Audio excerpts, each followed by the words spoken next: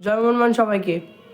তো গতকাল আমরা অলরেডি বলেছি যে মোহনবাগান সুপার জায়েন্ট 2-0 ব্যবধানে কেরালা ব্লাস্টার্সকে হারায় এবং টাইটেল ডিফেন্ডিং অভিযানটা শুরু করে 3 নম্বর বারের মতো আইএসএল চ্যাম্পিয়ন হওয়ার জন্য। তো যদি কথা বলি যে পজিটিভ সাইন্স বা নেগেটিভ সাইন্স বা কোন কোন জায়গায় ইমপ্রুভমেন্ট, এই নিয়ে এই ভিডিওটিতে কথা বলবো। তো প্রথমেই যে কথাটা বলবো যে অবভিয়াসলি কেরালার বিরুদ্ধে, কারণ কেরালা কিন্তু এবারে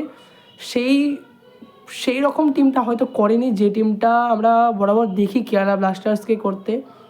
কারণ কলকাতার পর কিন্তু সবচেয়ে বেশি যে ফ্যান বেস যেটা আছে সেটা হচ্ছে কেরালার। তো যেভাবে কেরালার টিম গড়ে প্রত্যেকবার নোয়া সাদোই বা high profile foreigners, high profile Indians থাকে, বাট এই মরশুমটা কেরালার কাছে কিন্তু জাস্ট রেলিগেশন যাতে না হয় এবং আইএসএলটাও যাতে খেলা হয়ে যায় কম টাকায় সেটার জন্য। কারণ 13টি ম্যাচ এবং তারা চাইবে যে রেলিগেশন যাতে না হোক, বাট ভালো পজিশনে আমরা ফিনিশ করি। তো নেক্সট আপডেট যেটা বেরিয়ে আসছে যে অবভিয়াসলি পজিটিভ সাইন্স কী এলো। তো অবভিয়াসলি 2-0 ম্যাচ জিতেছে, হয়তো আরও বেশি গোল হতো, বাট ঠিক আছে, ফুটবলে এটা হয়, মিসেস তো হয়, চান্সেস হয়, সব বলই তো গোল করতে পারে না। তো মোহনবাগান জিতেছে, এটাই মেন কথা। তো পজিটিভ সাইন্স কি, পার্সোনাল মতামত যদি দিই তাহলে টেকচাম সিং, অভিষেক টেকচাম সিংয়ের কথা বলবো প্রথমেই। যেভাবে তিনি খেলেছেন, অভিষেক টেকচাম সিং রিয়েলি ইমপ্রেসিভ। তিনি ফার্স্ট হাফ, আমি আমার স্টার্টিং 11-এ আমায়কে রেখেছিলাম, বলেছিলাম টেকচামকেও খেলাতে পারে এবং খেলিয়েছে। বাট রাইট ব্যাকেতে অভিষেক টেকচাম সিং ফার্স্ট হাফ যখন খেলেন, যে ওয়ার্কলোডটা নিচ্ছিলেন, যে ওভারল্যাপিংটা করছিলেন, ভেরি ইমপ্রেসিভ।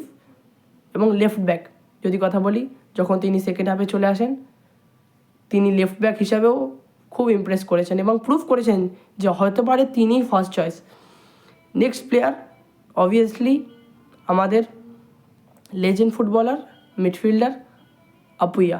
হ্যাঁ বন্ধুরা, উইঙ্গার্সরা বা আফ্রান্টের প্লেয়াররা যতবার ফাউল হয়নি তার চেয়ে বেশিবার ফাউল হয়েছে কিন্তু আপুইয়া ফাউল আর্নস করেছে আপুইয়া।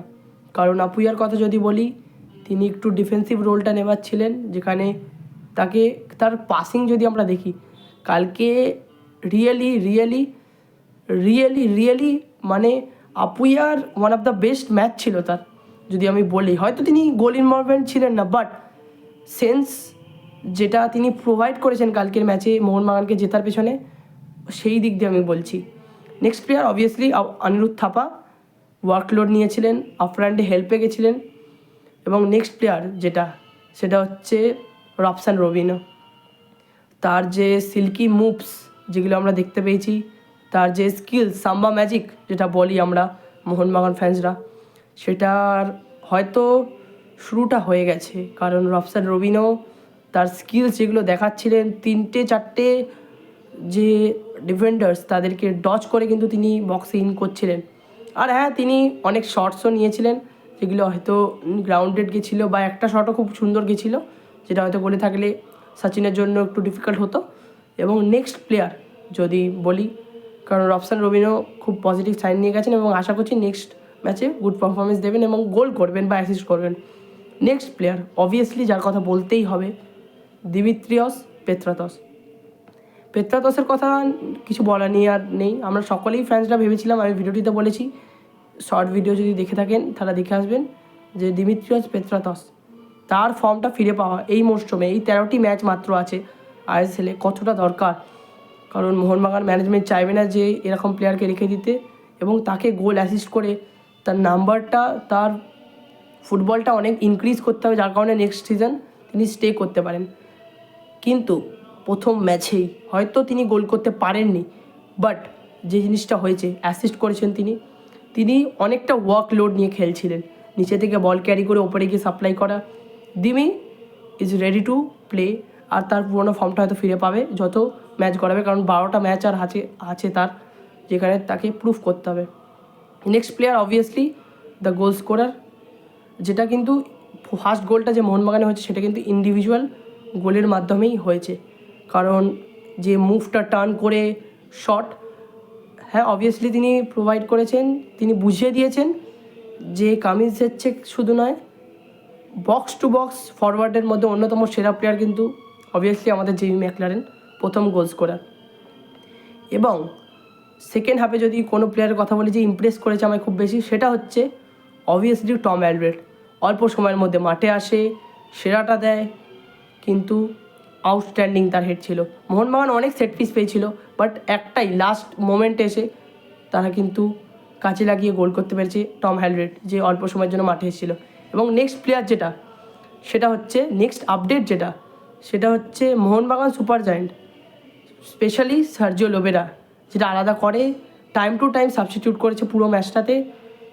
শুধু হ্যাঁ, ওই যে কেরালার লেফট উইঙ্গার ইয়োকে, যখন তিনি বুঝতে পারলেন যে স্টার্ট করিয়েছি একটা ফরেন স্টপারকে দিয়ে মেহতাবের সাথে, সেকেন্ড হাফে যেই বুঝতে পারলেন যে ইয়োকে আসার পর ওই দিকটা দিয়ে প্রেশার হচ্ছে, তিনি কিন্তু সঙ্গে সঙ্গে দেরি করলেন না, টমকে নামিয়ে দিলেন। এবং আমার রানওয়ার্ডে তিনি ইমপ্রেসিভ করেছেন, but Tekcham is really impressive.